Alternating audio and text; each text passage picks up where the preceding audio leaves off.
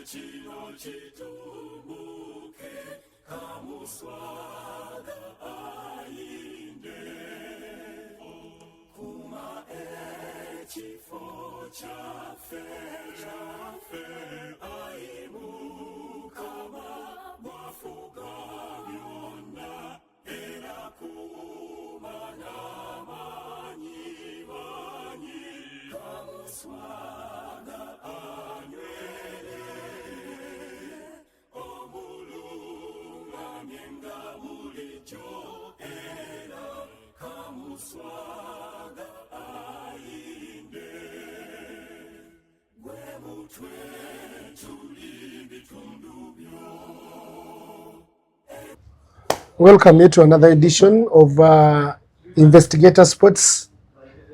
Tubaniriza okuva mu week eno. Think ne swearing in abamu muli mucha swearing in ba MPs bamwe abemu mitunda ebyenjawulo.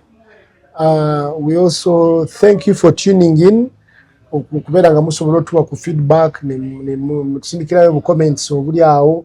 So we are grateful okubera nga mutuwagira as we start also nga tuongera obaweereza.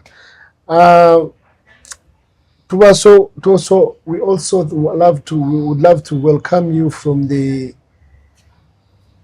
Bajita Batya season eno. Season ya holiday. Abana bali mu holiday. Ziba school fees kati next week. Chemanyita begeno bayitako ne mbasaba buli omu wali. Katonda muteremu bangu musolo okusasula school fees.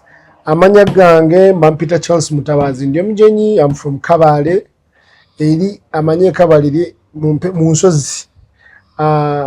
Leero tujja kwogera ku ebigenda mu maaso mu ggwanga. Tugenda mixingamu reactions za politics mixed with the whatever that is going on in our country, that how it affects our sports. Murecho tugenda soka twogere ku embeera eriwo ya our dear speaker Anita Among, how erango zali mu kutambuliramu right now, how does it affect the sports governing body through the husband Haji Moses Magogo. Omusajja Magogo abadde atandise okukola obulungi African Cup tubadde twakiika. Our football has been slowly getting quiet but progressing. Nga temukyali mivuyo. Tugenda mu AFCON, tuyina ebintu bingi tugendamu naye nga tumanyi nti omukono ogwa right ogusinga ogwa Magogo abadde speaker Anita Among. Before we go into that, Madden, njagala ku introducing my guest Ngabulijjo musajja mukulu munange Mr. Sigoa babuzeeko then tweyongereyo mu maaso. Good afternoon viewers.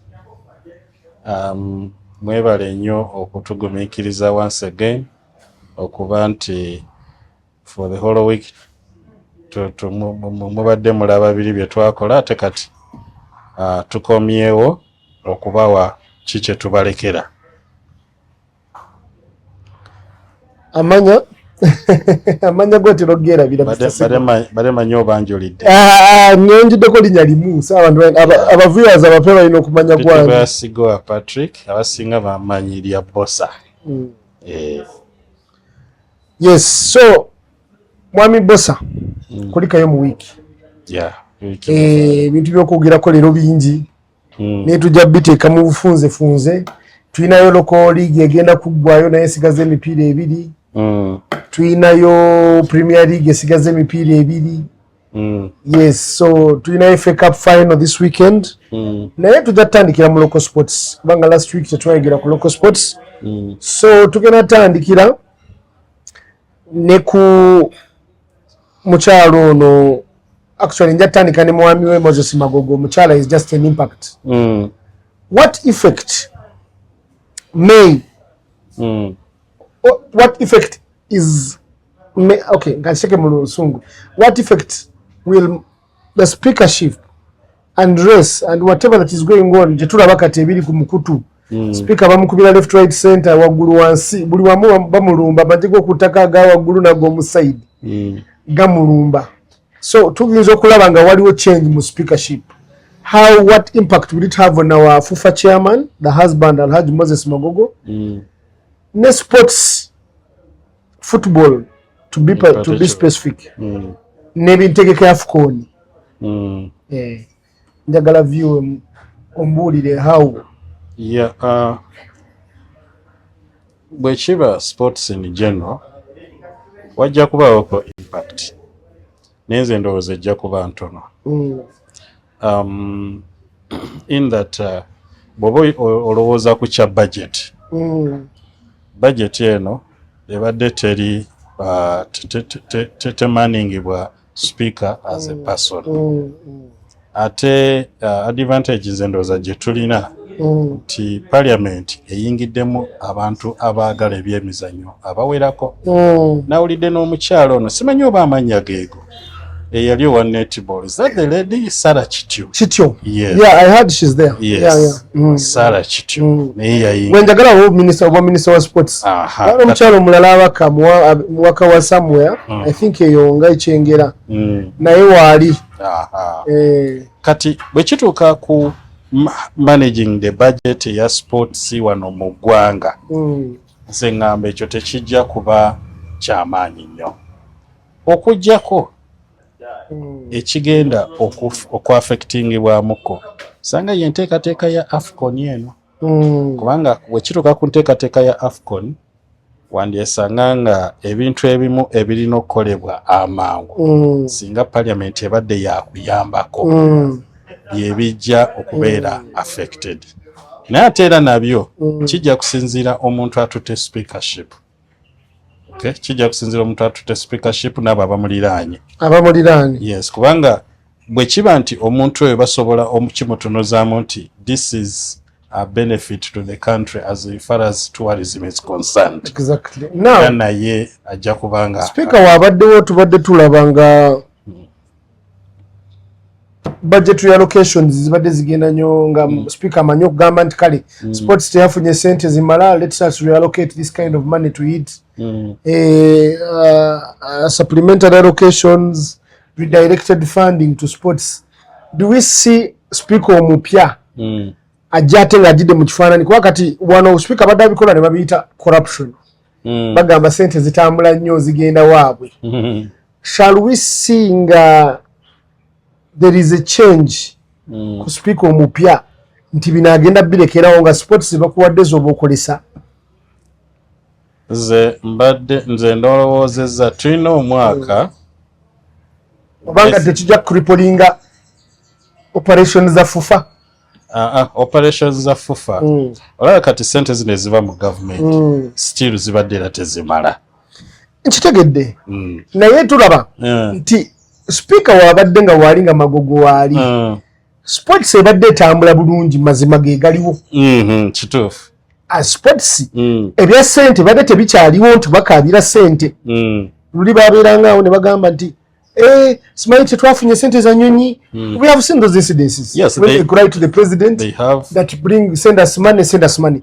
But from the time Magogo and the speaker became a unit, we have not seen actually tetunalabako nga abazanyi b'emulugunya, tetunalabako coaching y'emulugunya, tetunalabako nti service delivery ya sports ebaddemu. Lowooza kyekireetedde ne sports waffe kubeera ng'atambula bulungi kwayatire. Kituufu mu ntandikwa kijja kubaawo. Okay, naye nkiwa bwe tunaasigala mu luguudo olwo. Okay, kyenava nkugambye nti speaker anaddawo bw'anaaba akitegedde nti ekintu kino is one side of a tourist attraction, akitegeera naye ajja kuba akitambuza ki bulungi okujjako era tekijja kubanga nga speaker oli bwabaddeyo kubanga wali ne speaker omupya watula n'alaba nti sente zibadde zigenda eno nga zirina kye zikola woba nga ye ayinza okutya n'agamba ate nange wenziteekera bajja kulowooza ndinga ki no kati ye ayinza okusaba accountability mu kusinziira kuba talina relationship ne yes yajja kusaba accountability now I get you which accountability Magogo bw'anaaba ng'akyaliwo ajja gimwa ate ekirala nze ngamba ini Magogo twali tufunye omuntu omugezi nti ojjukira nga yakajja bwe yali nga yakajja era yasanga nga obusozi bungi then ne yeekwata State House ebiseera ebyo ndoza walabanga nti State House yali eteekamu nnyo ssente ate era ne yeekwata they increase the marketing yeeyongeramu ate n'omukisa gwe twafuna nti kaafu yali etuwa ne ssente olw'okuba twali tukiika okitegeera yes so yes mu ntandiko wano wajja kubaawo obuzibu bwe butyo era ssente zijja kukendeera yes naye tujja kuba tuyina will the sports fraternity still have that executive push because olaba kati nga we twali tutugezaako okukola AFCON speaker yali pass and parcel abantu abaalimu abateeka ssente n'okuvinsinga Museveni tyateekeyo ssente AFCON oba CHAN AFCON because CHAN bagikwerawo ng'ofunye AFCON ne ateekemu ssente tusasule mangu tule okubeera nga tukola ki twegatta ne Kenya ne Tanzania will we lose kubanga tugenda kulaba wano ba sports minister nga tebalulabangako Museveni nakutuula naye okimanyi we have seen our mother the mother of this country is ailing mulwadde tumusabire essaala ennungi abeere ng'asobola okudda atuweereze ne at the moment she's sidelined nandibadde nsuubira nti asobola otuula ne taata w'abaana his excellency Yoweri Kaguta Museveni n'amunyonyola nti mu kafuba ke babeeramu ako oba waka oba mu private time n'amugamba kino which Among had despite the fact that all this is happening Among had access to the president at any single given time and a very good ear bagamba Among ku bya finance Museveni abadde amuwuliriza nnyo oba because she has an accountant background oba I don't know maybe Museveni amwagala bwagazi ng'omuntu yes ate many people bagamba bagendangayo naye nga tabawa iya nga Jawani speaker so do we see the sports body losing that executive push?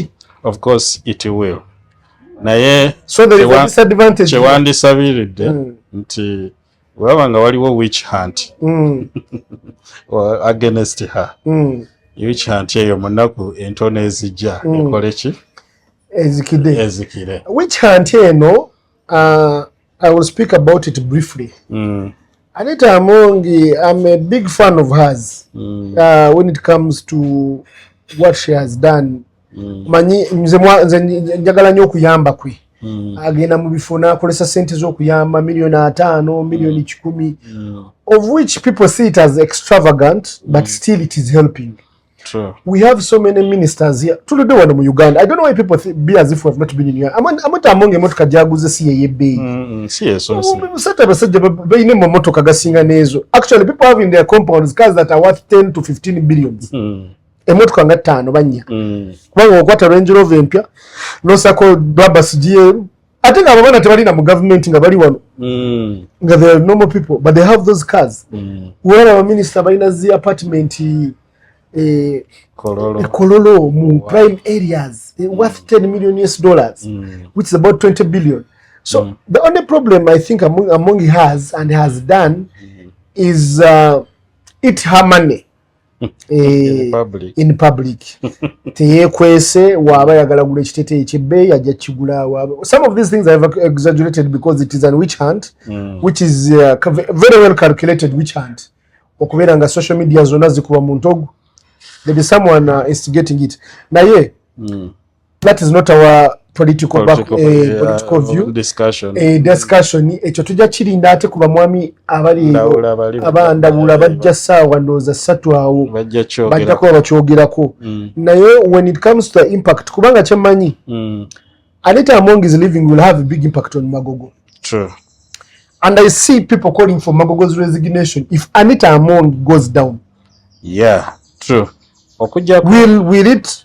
Yeah, and I'm sure it will come. It will come. People will call, even those who have been fighting him from the background, stopped fighting because the speaker was there. Nalabye dda waliyo n'ayagala omwesimbako. Yava mu parliament ani. Ono ya disorganizing a national team ng'eri mu Egypt mu camp. Alan Sewanyana. Yes. Agala mwesimbako. Sekugambye. However, nze ndowooza obuzibu bwe tulina nakyogerako ku shows ezasookawo nti ensi yaffe tetulina kye bayita structures. Structures for sports purposes yandibadde nga waliyo etteeka eriri mu constitution yaffe erikwatako sports. Okay? Nkiwa etteeka erinza okuba gyeriri naye nga oba tebalikozesa I don't know oba terikola naye walina okubaawo etteeka eryetengeredde okay nga likwata ku sports ate sports nayo kyenjagala okubiriza bakulira ebitongole bya sports byonna bayige n'okubeera somehow autonomous nti jjukira yes sente ziva mu government kale njaga kuwaako ekibiina nga ekyebikonde waliyo budget yafuluma sente ne ziva mu government naye nga ab'ebikonde tebawezezza na kawumbi ekitegeera naye ate nga okulabirira abantu b'ebikonde abo si kyangu abaana abo just national team yokka ne sente ezo tezigimala ekitegeera n'okutegeka events what abantu abo bayige ate nze kyendabye FUFA kyebadde ekoze ebadde yekwanaganyiza nnyo ne private companies kweweka ku MTN ku Airtel Nairo Special and recently Nirvana you know nomanya nti abaana bali mu camp naye ekyamazzi sigenda kispendingako Nirvana ejja kukola ki ejja galeeta so abantu bayige that is sports finance okay okuba nti bwe baba nti balina ekitongole weekiri ng'ekyo bayige okwemarketinga okay okweteeka ku makampuni and katolaba what I'm also seeing wolaba otunula kati kubanga Anita Among bakulembeza ekintu kya corruption yes which corruption will also overflow to Magogo by default. I don't want us to say and sugarcoat it. Omuntu yenna aligenda otunula Magogo ne expenditure ye ne bintu byabadde akola bajja tunula ne Magogo expenditure ne byabadde akola. So will we see corporate companies finding it difficult to deal with Magogo thinking from the background that we are seeing right now? For Magogo, what he needs in that case. Does he come out and isolate himself from the wife? Yeah, he can come out and isolate this way. Nti niwankubadde wife we yamuwanga sente. Okay? Million ways. Ye kasita azifunira accountability. Eggwanga disease eriwo teri muntu akola accountability.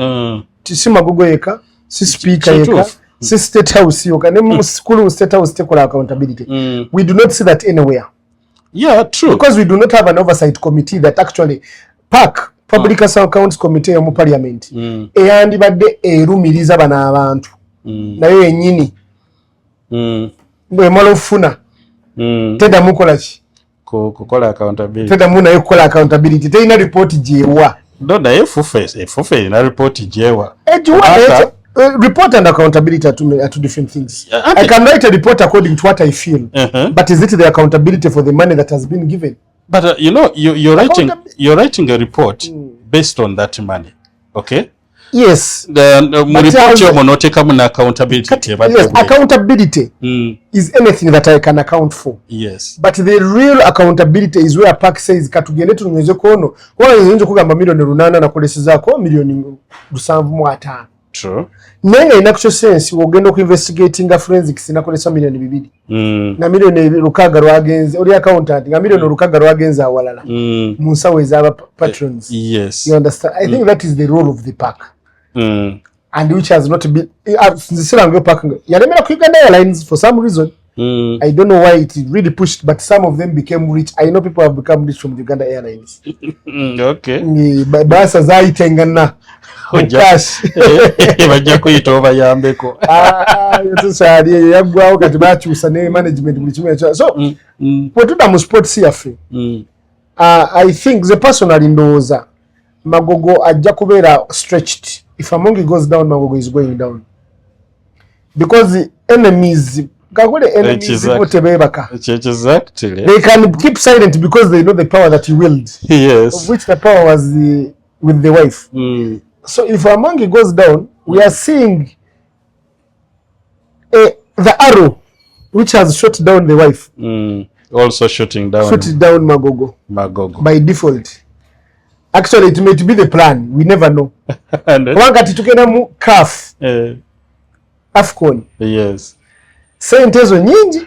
Yeah, nyingi nnyo. Kubanga kati wetaga omuntu ayinozi managinga ate nga FUFA eri other forefront. Of course, the Minister of Sports mweri, but FUFA has to have a say. True. Will we sing Museveni agament akasente tikagenda mu FUFA akoko nakona mufune oversight committee nga ne Magogo nga centers kima awantu? Ekisooka tetumanyi bakulu kye balowooza. Okay. Bino birowoozo byaffe. Absolutely. Bino birowoozo byaffe. Naye n'abalabi bajja tuwa ebirowoozo byabwe. Ndowooza ya. Ofiisi emu eyinza okutasobola kusabibwa accountability ng'eya speaker. Okay. Naye ate ofiisi eri endala yo esobola okusabibwa ki accountability. Okay. N'engeri ssente gye zajjangamu. Kubanga FUFA ey'ennaku zino si ye FUFA eya 20-30 years ago. Nowadays, omuntu akola mu FUFA mulimu guba it's a full-time job apart from the president of FUFA. So, ne CEO, I believe, wa FUFA ajja kuba dragged in this. Okay. Yedoza yajja tuwa ne report. Chiche walaba, chiche otakola ki, chiche otalaba. Ekitegeera. So, fe kyetusaba abaagala sports ekole ki egende mu maaso. Tusaba busabe nti sports ereme kubeera affected. Kubanga if it is, yes, ate egenda tukushinga another 30 years back. That is where we were concluding too.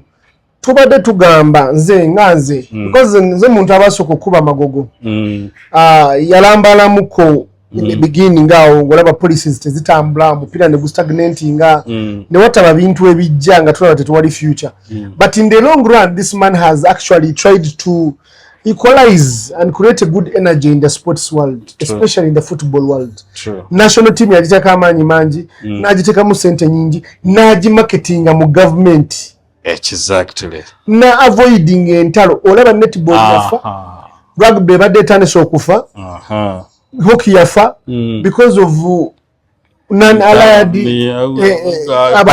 parties onaleta kino bwe yali ayingira bali bataddewo olutalo with Kabenge. Yes, Kabenge the lawyer. And Kabenge yali ali banned for 11 years abenga talaba na ku mupiira gwa chai. Naye the moment he came in ekyo kye yasookerako n'agamba no nze entalo bwezityo ziveewo. Kitegeera kujjako abantu of course kye bamunenyaako naddala bamuvuganya basewanya n'abaani nti abamuvuganya bonna kugamba tugenda omala guno omwezi tuli ogwa June nti nga bonna bazukuse akalulu engeri ye gy'akakwatamu asinga ne ba politicians nti ye kwegamba akusibira bweru n'otajja ate bangamba Magogo yajja by mistake. Abantu batyo okugenda mu position. Abantu batyo okugenda ye n'agamba no let me nze muna kangende. You understand? Yes. ye nagamba kagende naye yaletera Sewanyana simanyi oba n'obuteerondo oba Sewanyana yeeronda yekka mukalulu akabwaka aliwo for delegates naye kyetulabyeko mu sports tukirabyeko kituufu omupiira gwaffe tegunaddangulo omuntu we yandigwagalidde kubanga bw'otugeraageranya with the countries like TZ and Rwanda tuli so behind especially with our league tetusobola kuweza abantu katugambe abantu nga okuweza abantu 15,000 mu kisaawe kizibu nnyo anti katolaba omupiira kimalenga matubadde mu path eyo abantu okuddamu okwagala omupiira tewali ntalo tewali buvuyo tewali kidwe we were on the right path when it comes to uniting Ugandans football wise kubanga olaba ekisaawe kibadde kijula nga tutandise okulaba ku bivulu we were olabira ogamba cranes neze ngamba league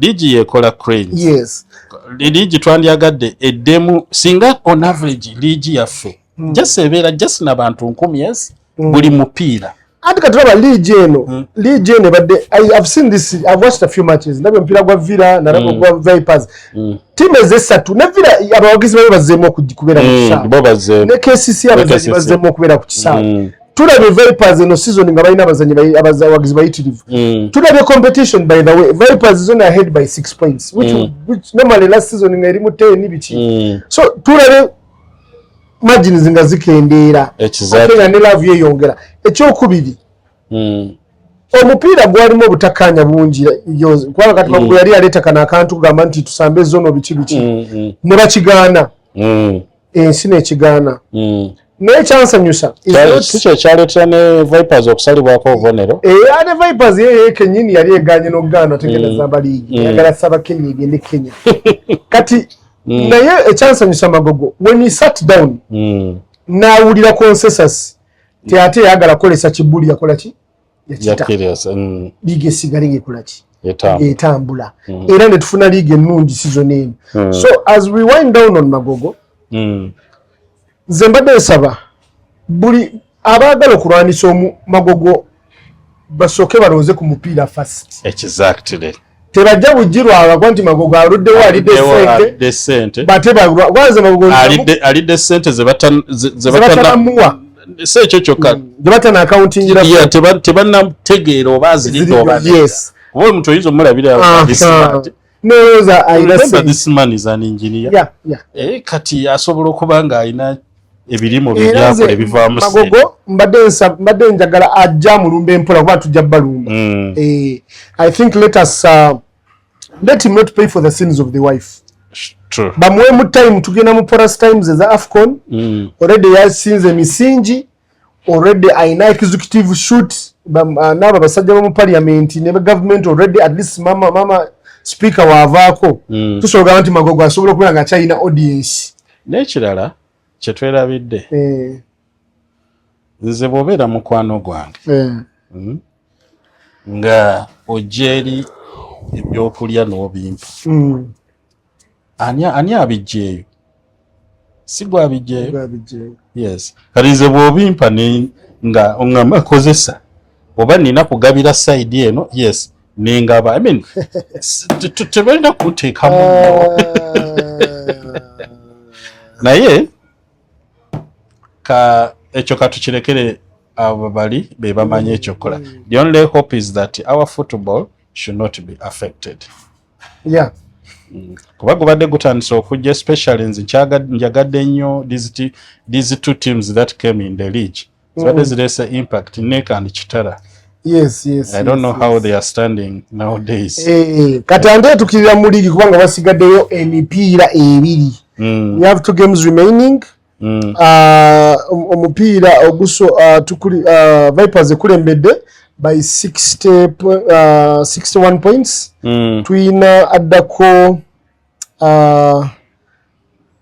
KCCA yeddako ne points 58 tuddako ate akazanya game Vipers ina game in hand though tuina Sports Club Villa akazanya emipiira no 28 bona balina 28 yes it's Neke that has a game in hand yeah Neke yina game in hand wano n'obubonero 5 so ne kati ne Buhimba esemba kuva ku Neke nodda ku bana abaddako bona tebalina chance omuntu yekka alina chance wano twandibadde tugamba KCCA be balina chance etwala ekikopo ekitwala ekikopo season eno wasigadde emipiira ebiri KCCA erina chance anti yokka gyengambye yes so Villa erina outside chance kuba tesobola Villa tesobola kuteeba goolo nnyingi tesobola kugira so tugenda kulaba nga Villa advantage ebadde nayo nti they have conceded only 15 goals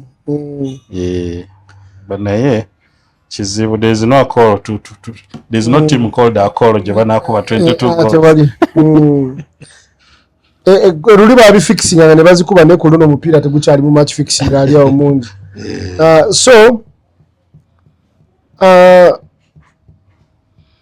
tugenda kulaba nga relegation erimu Calvary UPDF n'Embarara City ne Lugazi UPDF so tulaba UPDF eyinza okuddayo nga terina agikola ki agibuuziza which is going to be na UPDF ndoza baginafuya bwe baleeta Neke I don't know how it works Neke si yali Simba which team was Simba I don't know but National Enterprise Committee isn't it an arm of the UPDF it is nejjukira even before but better funded by the way by meanwhile yes kubanga jjukira your Neke it is the industrial part of UPDF kati ye erina okuba refunded very well of course kwa mugira yakulira Neke kubanga UPDF eneruddewo nyo why nze ndowooza I don't know CDF oba asobola okituulamu nje n'omuhozi bw'aba atuwulira kati saawa eno why don't they choose one UPDF ne bagidisbandinga ne baleeta Neke I've seen a match whereby Neke ngesamba ne UPDF naye nga ekisawo kyonna oyinza ogamba muli ku battalion where's this UPDF based Bombo eno and this Neke eri wano eruzira kati naawe wewali trick kubanga kati Neke eyinza okuba nga bw'ogambye it's the industrial part bayinza okuba nga baconsideringa bakozi naye nga abakozi era ba UPDF yes naye nga abakozi bano bayinza okuba tebambalanga ku uniform ng'ate bano bo bayinza okuba bayambala ku uniform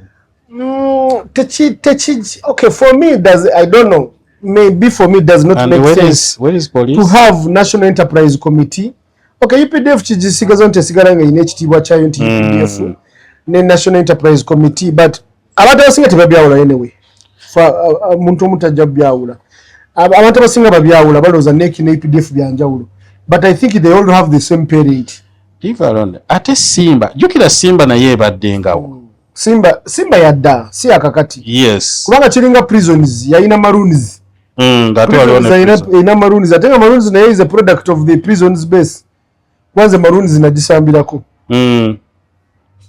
so maroons yali eva mu baana bagundi aba prisons things like that then prisons naye nga ina prisons FC kubanga tulina prisons kale armed forces tulina prisons tulina police ekyali mu liigi yaffe yemweri ya musanvu police then tulina UPDF ne Simba bwebaddengawo ebadde esambanga then kati Simba wano ne Neke kati Neke naye kyemanyi oba we shall get the constitution ya Neke efuga amagye tulabe why there is Neke n'okukinoonyerezaako privately tulabe why is there Neke and then there is also UPDF exactly. and which I think they have the same parent so abagenda ogenda wansi tugambe nti Vipers ekikopo genda kitwala Vipers ekikopo ejja kitwala kubanga sooka olabe matches ezisigaddeyo asigazzaani wano ndaba Police Gaddafi Vipers Maroons ene Maroons ajja mukuba but though it's at Luzira then okujjako then Vipers Express naye ajjamu okuba okujjako kintu kyesaagadde ayinza okumubeerera omuzibu. Maroons ate yayinza okubeera omuzibu. Maroons yayinza naye X X yagwamu kisabadde teri mu kyakuna X eri wansi. Okay. So today so we have Maroons Vipers. Kubanga it is a critical match. It's a crucial title test. We have next Sports Club Villa Derby Clash Kampala region. Tuina UPDF Calvary. UPDF wano weba ekubye Calvary ndoze beyongedde mikisa gye gisigala. Ngatedda yo Mbarala Bahima. Police Entebbe UPC. Mbarala Sambani Express Rugazi Mbarala Sanga Bahimba Essence Buhimba yawa Buhimba like ya URA Samba KCCA has a very hard match. URA tejja kuba nyanga. Then wano mu season finale tuina Villa UPDF Calvary Neck Rugazi Maroons tuina Mbarala Vipers Express Neja ku Vipers ejayitawo. Vipers eyitawo. Omupiira guyinza okuba omuzibu ku Vipers kwa Maroons. Maroons. Naye ate Maroons tejja kaluba nnyo. Ejja kuba waka. Naye tejja kaluba nnyo kuba yawona. Teyina kyeyagala. Ayinza n'ogugula. Tetujja kuspeculating ebigambo byaffe. So as we go on to the Premier League. Tudda Premier League eya Bungereza. Kuba nene badde Premier League. Abawagizi ba Arsenal tuli ku bunkenke batuvumye ebigambo we tuyitira bagamba temujja kugoba omusajja jjo yakubye golo 3 onayagala kutwala kikopo tagala tulekerera. So tuli mu running enzibu buli omu abule games 2. We have Burnley on Monday and then Crystal Palace the final game of the season. Man City eina Aston Villa then eina ne Bournemouth then Aston Villa. Bournemouth oba ku Tuesday. Bournemouth ku Wednesday. Wednesday 19. Yes. Okay. Empira gino. Okiraba otya? Okiwulira otya? Okifiringa otya? Yeah, bino byonna twatulano ne twatenya dda kooki waffe. Kooki yali atukubye. No West Ham yali atulese. By now. Twandibadde ekikopo twakutwala dda. Ate against teams zolaba nti kyekyo. Kubanga weebuuza, why didn't we win a point against Bournemouth? Against Wolves, the 2 points we lost to Wolves. Liverpool, those are the games we should have won. Liverpool is a maybe kubayo ya amani. Twali waka Liverpool was very injury. Kwa samba bubi. Generally atete ya samba bubi. Wala no mupira go West Ham. How do you make a mistake and you bring Zubimendi? Ojo race mu midfield to muteke mu right back. Oina maskwera ku bench. Me by the way nali tudde n'abantu ne ba commentator mwenze nyanya uli aba commentator. I think commentators ateta atandise okulaga obunafu bwe mu tactics. In that tebagenda na mukreditingira kikopo kino nnyo. Wora abantu abasinga they are not giving him the credit for this cup. Because there are so many mistakes he has made. Omupira ate ku half time obani yamukubira esimu nze sibanga atete ngakola substitute ku half time rectifying up mistake. Kubanga first of all mwa mutwe munene. I believe in the HR message too. Things have backfired for him because of that. Amazima. Yagano umuza Zubimendi emirundi n'emirundi until it was a forced decision for him okumuumuza nga alabira ddala ekikopo kikola kigenda. Naleta Scary and Scary did marvelous things. I'm not saying Zubimendi is not a good player, but he's tired. Tosobola kusambisa omuntu nga wagula no guard. No sambisa omuntu game ku game for a whole season. Chechimune Rice. You will not Rice runs in England in the World Cup. Because agenda tuka nga ali burnt out. Yes. Yes, he has a good engine. Bagamba is the fittest, one of the fittest players in the Premier League. But I think it has an influence. World Cup. World Cup bali abasajja balala nnyo bagenda wumulaba muba amaze da league abalala. You know the different styles of play. Recovery is very important. Besides omusajja asajja ajja ku World Cup ngamanyi alina game eyo yokka. Exactly. So ekyo ekintu kya Teta kyakola ne ku West Ham kibadde kigenda tukosa yajjayo yadeta oyina Mosquera ku bench who can play at right back oyina ne gundo oyo omulala Hinkape you can switch them but not a midfield not as Zubimendi ate not a vibe ya midfield yona yata shape West Ham letera otulumba second half ate nakola ensobi yennyini wakwata agala kukola kujja Zubimendi najjayo Kariofiri ate yali atambula nnyo ku left back era nata shape. You understand? Na kiringa forward line. Ate kati munda chikayensanvu ate najjayo Zubimendi. That is when we started getting control of the game. Ekiraga nti substitutions yakozesa nganya. Zona rectifying mistake. So mwami Ateta oyo, by the way, I'm an Arsenal fan, a die-hard fan, I love Arsenal. Na ye Ateta aso mupira gwafe nyo. We are too boring, first of all.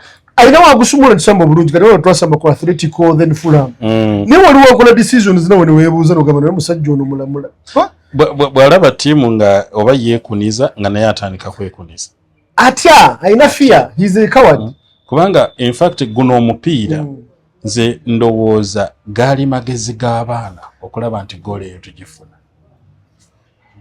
Ndoza batu kane bamuvaako. I feel like these players right now what they do is batuka mu muzanyo ne bagamba it's upon us. Kubanga tujja kulemera ku musajja ono kyasa. Kubanga fa bagenda okukola ki? Okuswala okola basigale. So me I'm thinking Ateta yandesa abana ne basamba. I believe that's why Thierry Henry keeps on saying that if this squad wins either the Premier League or the Champions League, they will go down as the greatest team, as a squad. The players will have carried this. You can't tell me this Arsenal squad is better than the Henry squad. Noze chachibakolera achogera bafune greatest way. You'll be the greatest thing you ina. Tuina coach amaze myaka mukaga nga spending a billion. They have even underperformed. Totally. Kubanga ezo sente singa waziwa Unai. Sigatuli wala. Unai would have delivered so many things at the moment. Wanga ne chakola Aston Villa nze teri achimusubira kati we ari ku Europa League final. If he wins it is in the Champions League. He will finish. And if they give this Unai man money next month, next year he will be one of the contenders of the Premier League. That is if he stays there. Kuba man yumba pulira nti etandise okumweyogerezaako. I don't think he can go. Kubanga Unai ayina control nyingi ku Aston Villa. Unai byamwokyamo yalaba pressure gye yaliko mu PSG. Ne Arsenal engeri gye bamugobamu ate wano ndoza alirawo ku mmeeza n'abakulu. Ati kati yali abakulu bamukiriza because timu yagisanga mu relegation 3 years ago. Yes. Kati yo tutandise ojogerako mbali ku final. Because Aston Villa wetwala Europa Cup final, it is a very big achievement. You take the Europa Cup, you've achieved Premier League. Ofunye kasente season echija chuma intolisho ogena samba Europe. Exactly. So I'm thinking Aston Villa izo butakiriza muta. Ne ye kenyini. Ajja kuba tayagala kuvaawo. So echa Ateta njagala atwale ekikopa malagende. Oba Ateta atwale ekikopa akyuse omupiira gwasamba kubanga kyemanyi obutaba na kikopo kye kimuleetera fear. Nzikulwange okumusiima bw'aba atutte ekikopo kyonna abeerewoko okumusiima. Teri kye tumusiima. Obuzibu asobola tuteka ku bunkeeke gino emyaka gyonna tuza. Obuzibu bwa Arsenal nayo bwerina buli bumu nti okusoosinga coach. Sometimes he's not a coach. Ateta twamufuna coach. Why do we say sourcing a coach? Ateta is no coach. Twamufuna nga assistant. Nanti Arsenal yagala nnyo omuntu amanyi ekintu kyayo. Arsenal Fabregas gyali yatusambirako. Fabregas Chelsea mwagala. Fabregas yagala mu Chelsea abagoba mu dakiika 2. I don't see Fabregas going to Secondly, kigambibwa Fabregas okuva mu katiimu kali kalina mu shares ez'omuze katimukawe ne ba Henry ayinza okwagala okubaako ne gyakatuusa akatuusiza ate tekagenda mu Champions League yakagenda naye yandiyagadde akookingeko at least omupiira gwa Champions League. I think so. I think he would want to prove himself ng'ali mu komo noti namanyi ekintu kye bayita mane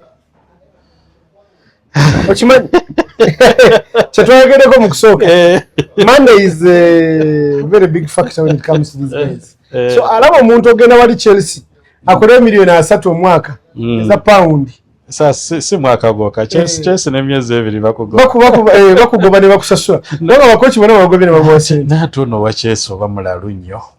No, first of all, they are egoistic people. Americans are egoistic people. Omurasha ali mukambwe naye ng'omurasha alina byayagala ontegedde naye bagamba Abramovich was a liaising person nga tayagala nnyo abazanyi ng'asobola okugenda mu bazanyi n'ababuuza kyo kibo kye baagala nga bo naye bano Abamerica bali egoistic tebagala kochi baddamu tebakola ki things like that. So I think it's going to be a problem for a person because n'abakochi bano bali arrogant ate ne young breed ne y'abakochi ebapya erekerawo okukyusa omupiira. We are getting coaches by Alonso bajja abagala possession football. Let football be simple as it is. Kati the tactical changes that yali akola zaaki. When you can make straightforward changes and football still moves. They are making football so difficult in that they are making the old coaches look good. Kubanga teri mukochi omupya omuto abeera mu kirabe y'amanyi n'amalawo obudde. Tewali. Kati ba Adonia Riora. Those are students of football. They know what to do. Adonia no ogenda muteka mu kirabe because they have studied. They know football is simple. Attack, defend. Find a way. But tacticalness, simanyi pieces, simanyi possession, simanyi pass backwards, the keeper, kubera sweeper keeper. That is all sometimes unnecessary. And these people now have studied that kind of football. Ola abani mawtho gisamba tekutya. Bournemouth in fact enjukira lwetwagisamba nga bino mpira waguddiza ani nga ye pressing wano raya abagulina nga wano waliwo it had the solution. Ate ne Man City yamanya blueprint ya Bournemouth gye yatukolesaako tumanyi nti twagala holding ompira net pressing era nze ateta sometimes nozaddamu ku magezi bweyamala ate n'akyusa system eyo n'adda mu system endala you understand erimu attacking n'aleeta Skelly is more penetrative ali providing a shield but ali direct tisi midfielder atunula nnyo emabega alinga Partey z'abantu bacomparinga Zubimendi Partey n'eseka Partey is a different kind of midfielder. Partey was a beast. Zubimendi amanyi omupiira naye omupiira gwe guli too Spanish. That's true. He fits in a Spanish setup more than ate yeetaaga omuntu nga ayina let's say ayina nga box to box midfielder nga Neves owa PSG nga ye oli Zubimendi atuula Neves akola ki n'atambula. So we have seen that anyway. Kati tudda mu games 2 ezisemba Arsenal kyensuubira egenda kuba Bournemouth kyensuubira because football is football. Burnley naye nze ndaba Man City omupiira gwa Bournemouth nga tegugoba oli mutuufu lwakuba esamba bulungi nagirabye. Burnley egenda kujja naye jjukira kyenagambako wano nti abasambi bali newankubadde bazzeeyo baagala ku proving a point nti we are not failures. Probably nga tiimu endala eziri mid table zisobola okukola ki obbagula. Nalabye edda Kyle Walker awera nti no ekikopo tulina kirwanirira as Arsenal tetujja kifunira ku mukeeka meaning nti of course ba players we bati baba baagala mawulire baagala ne likes ku social media handles zaabwe naye ogwa Burnley tetuberedde nzibu over the years naye ate njako kakasa nti tiimu ezibadde zitulemesa ebikopo tezibadde nnene zibadde nga ntono. Southampton yajja netulemesa ekikopo ngemaze n'okuddayo netudrawings 3-3 and in our match should we lose a point ne bwebeeremu of course it's not possible to lose 1 point should we lose a point it's going to impact so much on our progress. So there should be nothing less than a win. Ate that win, how Ateta should have it crafted. Nti ave nnyo ku bugoolo obumu, that is solitary goal. Mbi nnyo yali etuleetedde obuzibu ku West Ham. That solitary goal yali ereese obuzibu ku Atletico Madrid. Solitary goal ezo. Era kati kyengamba, if we are to go head to head right now with those teams, Man City giraba eri mu kulumba abantu kubeko nosate emirundi ebiri. Yes. We might even go to goal difference. Tukiraba. So omupira nga gwa bandi tukimanye concede nga buli game concede goal 2-2.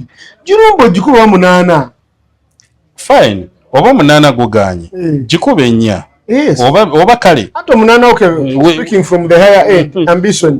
But I think realistically bandi twandibwe tujikuba goal 5. Because we are capable of that. Naye tete kigenda kusoboka. Kisoboka wayi. Kubanga it depends on how we set up. Yechemanyi ko chwa fajja ku setting up ngagala ku defending omupira. That's true. Yekasana kubayo goal emubbi. Buli team agifula yamanyi because kati bando setting up team nga bando no setting up defensive. Ngane team zininza once. Anyway. So as we wind up, producer mulaba atunule eno nnyo. Kira ikobudde bafu buna atira okutuuka. As we wind up. Tugenda tunulira FA Cup final. Chelsea versus Man City. Hey, Oloza, what is your take on this one? Well,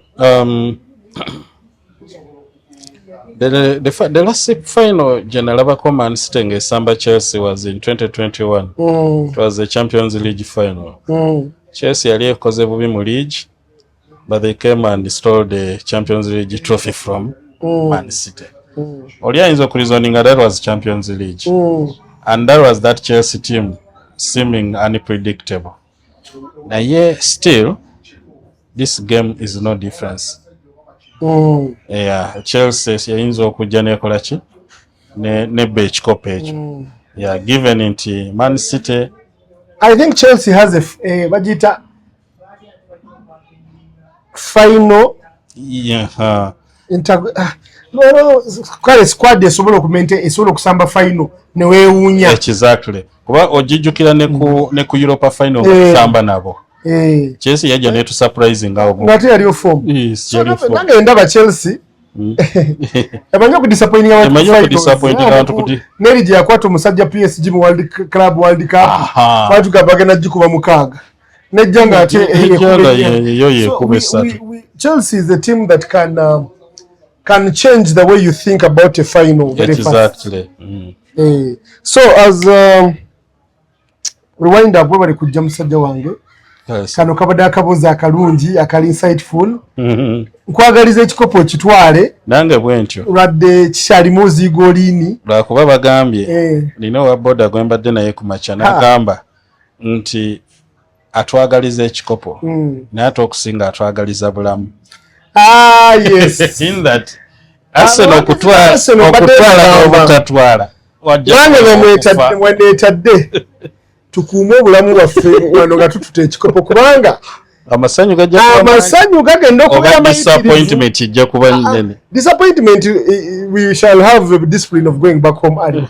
Naye nze Arsenal weeritwala ekikopo ndowooza nja kusiibula ennaku nga 2. Kubanga gino emyaka 2 nzimanyi nandiko wetwasemba okutwala ekikopo 98.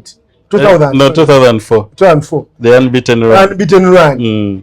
From there sifunanga ssanyu lyonna eryase. Otegedde? Ng'oggyeko bu FA Cups. FA Cup kali kamu kali okudown. FA Cups ziweze. Since then there have been 4 FA Cups. Nani. Wamba Wenga yatwala. Wenga yatwala. But twali bato. Yeah, true. You understand? Kati tukuzi twagala kusanyuka. N'okunyumiza abaana. Mutabani wange abeeranga bati kyali daddy what happened? So every time ogenda osanga atakugamba ayagala wagira Man City. So balabi banaffe mwe bali kutulabako. I would like to thank our sponsors, Xtra, located here on Kulambiro Road. Emmere yidde abantu abayinamu ku red oba sukaali abatasobola kulya bisiike kamulondo juice weekali emmere weeri. Deliveries are there, phones mujazira ba wansi they are there baziteekawo mukube ku masimu banaye mukole order kubanga ekikopo ate tugenda kulaga final ya Champions League. Finals ya UCL tugenda ulagane running. Monday night football ne Wednesday night football. Emipiira gibawo wano ku screens nya. Nga wolya wonywa bi abanyogoga nnyo n'emirondo giba ginyogoga nnyo. You can come in at any time. 24 hours. Operational restaurant. So mwebale n'okuwagira Yaya Xtra. Tune in to Investigator TV for politics, for tulina ebintu ebirungi ebitambula abagala okumanya ku Anita Among ebigenda okufaawo ku Anita Among muswitchinge si aliko ndowooza yaliko so muswitchinge tune in to bagita batya producer ngamba show crime one-on-one exclusive people politics and power. Thank you so much. Thank you. I wish you a blessed weekend. Katonda bakumi.